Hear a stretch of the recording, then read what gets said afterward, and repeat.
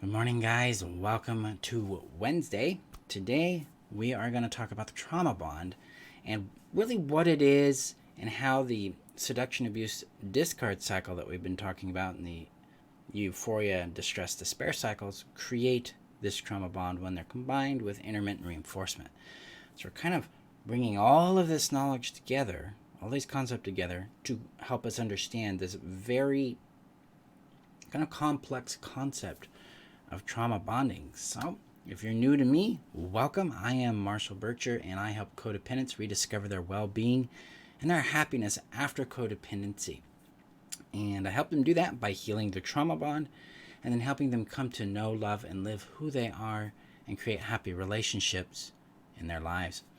So before we get started, I need to share this out to the community, as the community is your safe haven here on the internet, where you can find guidance and support, you can find tools, and you can find a group of people who are on the same journey you are on in discovering freedom from the trauma bond, from the addiction to the narcissistic abuser in your world, from the craving and the chasing of emotionally unavailable people, and really coming back to ourselves so that we can discover our intrinsic worth, that we truly really are worth knowing, loving, and keeping in our world. So I'm going to get that shared out now. The link is above on Facebook. It's below on YouTube. And if you're on YouTube, hit that subscribe button, because I put out videos 3 to 4 times a week. And I'm going to get this shared to the right group. Yeah. And I also publish a lot of tools on my YouTube channel that you guys are free to use, because tools that work, they create results. Because the magic here isn't knowledge. Knowledge doesn't create healing. The practices create healing. So, all right. So let me know in the comments that you're here, how you're doing. If you're out there in this crazy world right now, you've been frozen out because of this big polar vortex thing that's going on, or if the weather's coming after you, things like that. My heart is with you. You guys are on my mind. And I hold space for the struggle that might bring into your world. And pay attention to that and be with you in that. So let me know if you need anything. Okay. Trauma bonded. So am I trauma bonded? Isn't this just love? No. I remember way back when I was trauma bonded, I confused the intensity for love. I confused the chaos for love. I confused the swings, going into euphoria and into despair, and euphoria and despair. That's what love is. That's how it works, right? I mean, that's what we see on TV. That's what we see in like everybody's favorite romantic movie, The Notebook.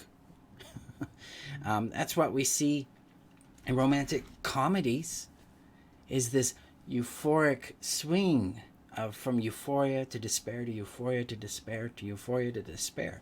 It's the intermittent reinforcement pattern. And what this does, because we're going through seduction, abuse, and discard over and over and over, triggers the brain into a fawn response. And this fawn response confuses the intensity and the closeness, the enmeshment with the other person with love. We create a bond with this person because of these swings. Our brains are designed to crave dopamine, oxytocin, serotonin. This is how we feel safe. It's how we feel bonded. It's how we feel close. It's how we find presence and belonging on the chemical scale. And this is what this swing between despair and euphoria creates, this chemical attachment to the other person. It's a psychological chemical experience that we need them. We need them in order to feel safe, to feel whole, to know who we are, to have a bearing in our reality. Because we lose ourselves if it's not there. We're like, if they're not there, then who am I? I don't exist. Where am I going? What's going on in my world? This is not love. This is the trauma bond. I've got some notes here. I want to make sure I'm on target here, because my brain's telling me you want to do something at this point. So it's created by the abusive dynamic. See, healthy love, it's boring. It's stable. It's got this even keel. It's got predictability and consistency to it. It can have passion, which is where moments of intensity and joy and celebration are. It can have disappointment, but we're not going way high and way low. We're having a nice even roll here. Love allows us to be free. It empowers us to be an individual. It empowers our individuality. It expects that we respect ourselves. The trauma bond discards the self and tries to enmesh and get closer with the other person because we're seeking ourself through them. And then our brain looks at them as a resource. We look at them as something we have to protect. And this is why we go out and defend them. This is why we ignore and minimize the abuse and the pain and the cost we're paying for being in this relationship. And that's why the brain maximizes the fantasy created by the seduction phase of the seduction abuse discard cycle. This is what's going on. We're trying to protect what we believe is part of ourselves because we've enmeshed our identity with them, our worth with them, our safety with them, our purpose with them. We don't have an independent sense of self anymore if we had one to begin with. So, a trauma bond is not love, it's enmeshment. It's a fawn response combined with the chemical response we've been going through because of the euphoria and despair. We have to confront it because it's really hard to know what love is when you've never really had it. That's something that came up in last night's live mentoring hours with my students. One of them's like, well, what then is love? How does love work? How do I know I'm being loved? How do I know I am loving? And love first starts with the relationship bare minimums of boundaries. Having your own sense of self is an essential boundary.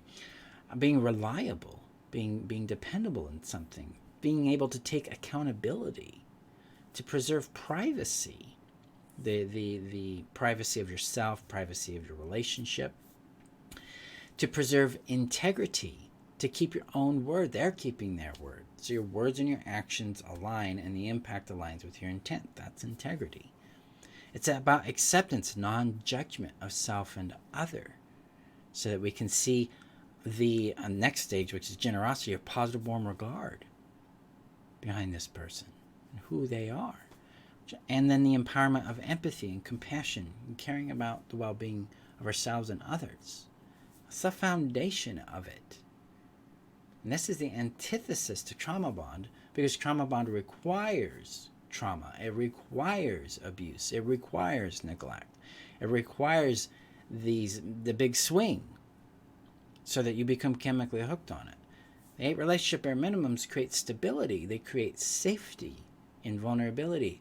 They create reliability and consistency so that we feel safe in that. Because the nervous system, our attachment systems, our nervous systems, our body needs safety. Needs safety first. That's why it's the first thing we work on restoring in the Heal Yourself strategy. So it's number 1. We spend 5 classes, over 20 hours on it, just in education, and then you have practices you do through the entire course that I encourage you to do for the rest of your life so that you can continue to nurture safety in your world. We need safety physically, we need safety emotionally, we need safety relationally. This helps break the trauma bond. And this is why trauma bonding is not love.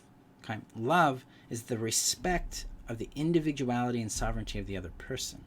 Love is a mutual safe affection and connection with the other person. It's safe, it's reliable, it's dependable, it's kind. And it's not often very intense. It's actually quite calming and quite expanding and quite joyful. Love empowers us to be ourselves and empowers others to be themselves rather than conform and become these rigid expectations that we think other people want us to be so that we can get their approval, which we confuse also with love. So it's important to understand this difference. So love is going to promote your well-being and happiness individually and mutually. Trauma bonding is going to destroy your well-being and happiness for the benefit of the other person. And that's really the goal. is to get you to become less and less so the other people involved that are abusing you can take more and more and more from you. Hey, Amalia. Nice to see you. So, some signals about the trauma bond. They'll tell you you're way into it. Number one, you defend the abuser at the cost of your own well-being. You're like, it's their trauma. They had a bad day. That's why they hit me. It's just they had a rough time. You are sacrificing your well-being in defense of them. Abuse is never earned and it's never justified. It's never useful. It's never warranted. You ignore the cost by staying. The cost to your health, to your wealth, to your sanity, to yourself. You think it's noble. You think it's a good thing. It's the martyrdom complex that often exists within codependent minds. It's like, but I give myself, and that's loving, and no, it's not. It's harmful. It's harmful to you. It's harmful to them. It's not love. It's harm. It's abuse of self. You dismiss the abuse with the focus on the good times. You're like, but we had good times. There were such good moments. Don't those matter? Sure, they matter. But they're not the whole picture. The whole picture is there's a huge cost. It's like me going out and paying $10,000 for a popsicle. The popsicle was great, but it put me in deep debt and it destabilized my finances. I had to declare bankruptcy or something. That for a popsicle? No. See, the good and the bad, this isn't a scorekeeping thing. Oh, well, I have 5 goods and 3 bads. This is a good relation. No, that's not how it works. Abuse toxifies the good times. Abuse destroys the safety of those good times. You're not there for the good time. Your brain's using the good time to justify staying there because you think that is the truth, and you think the bad times are just these anomalies. But when you sit down and actually write out the intervals, you'll see that it is actually more dominantly abusive and neglectful than it ever was the good times. The fantasy magnifies the good times because it wants to get back to this false reality of euphoria. So be mindful how you catch yourself there. And plus, the bad times in healthy relationships aren't abusive. The bad times in healthy relationships are often related to situational issues or growth issues. Like maybe you're refining communication, maybe you've hit an intimacy block, but you're not harming each other. You're just trying to work this out. Maybe there's financial stress that entered the picture or a health issue that entered the picture. That would be the struggles. The bad times in healthy relationships. It's not abuse-based at all. So abuse doesn't equal bad times. It equals get the hell out. be blunt. You feel deeply dependent on yourself, on them for your identity, for your sense of value, for your sanity. Anytime you depend on someone else for you to feel lovable and worthy, you're in a codependent paradigm. You're in a transactional relationship at some level. If you find yourself losing yourself in the relationship, you got to slow that boat down and get back to who you are, back to your body, back to self-reference. What do I think? What do I feel? What am I aware of? What do I want? What do I not want? What do I need? What do I don't need? This is all internally discovered. It's not derived from outside of ourselves. It's derived from within ourselves. It's the connection back to our innate value and voice, our own intrinsic vision that is the expression of who we are. You deny reality and you promote your fantasy. You're like, nah, that was just his trauma talking. He's really a good guy. She's just really struggling with something from her past. She's really a loving person. I remember saying this about my abusers all the time. All the time. And when I look back at it, I'm like, did they warrant that? Did they earn that? No. They did not earn my praise.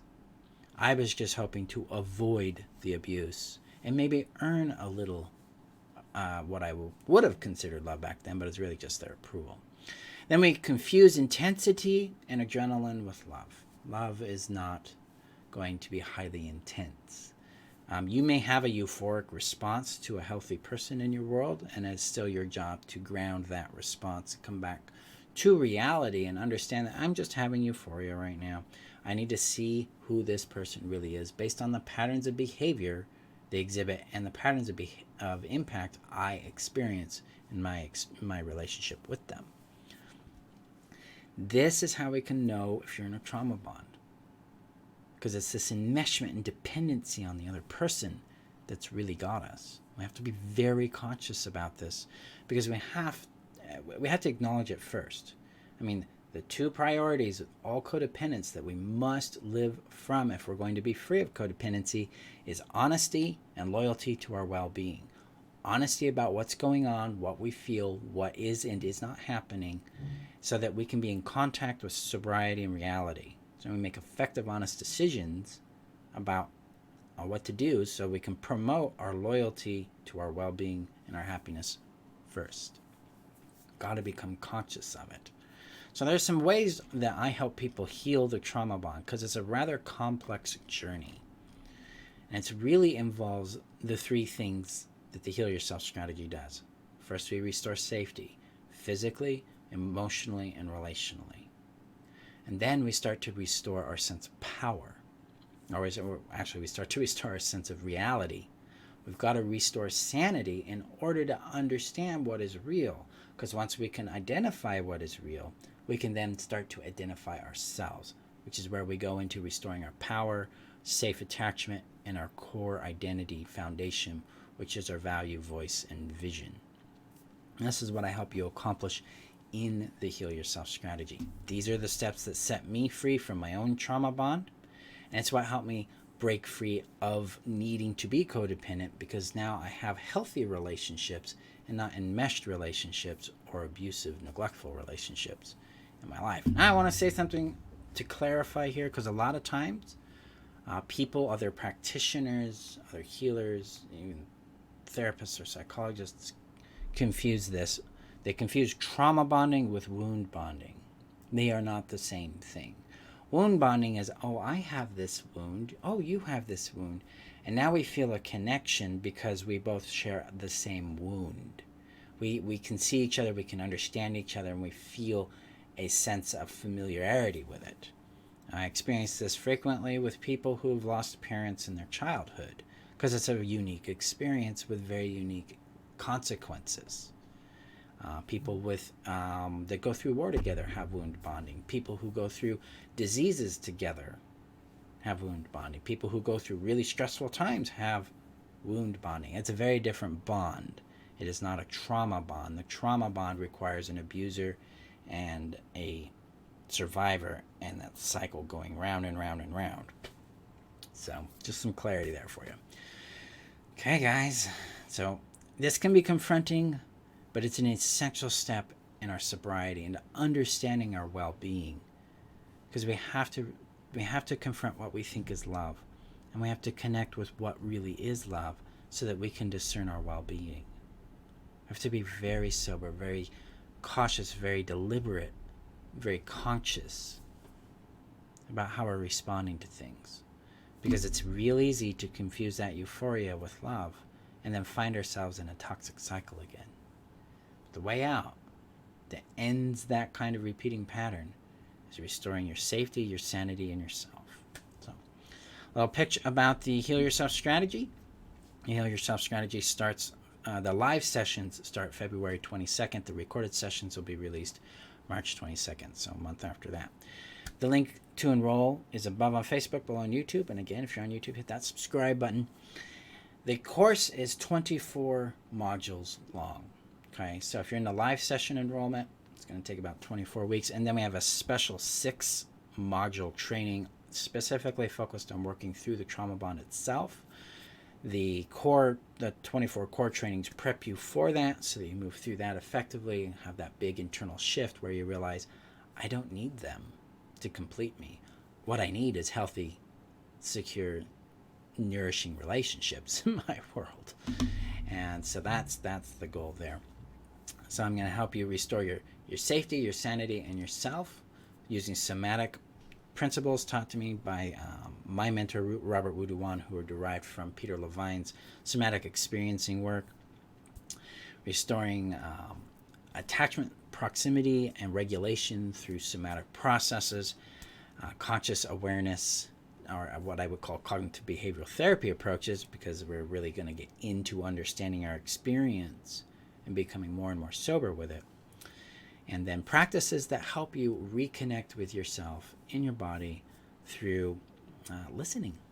It's really about presence. It's really about building space and awareness to hear ourselves in our bodies, the somatic voice, the voice within us. So that's what we'll be doing. Classes will be taking place on Monday at 11 a.m. and 6 p.m. my time. So they're taught twice on Mondays.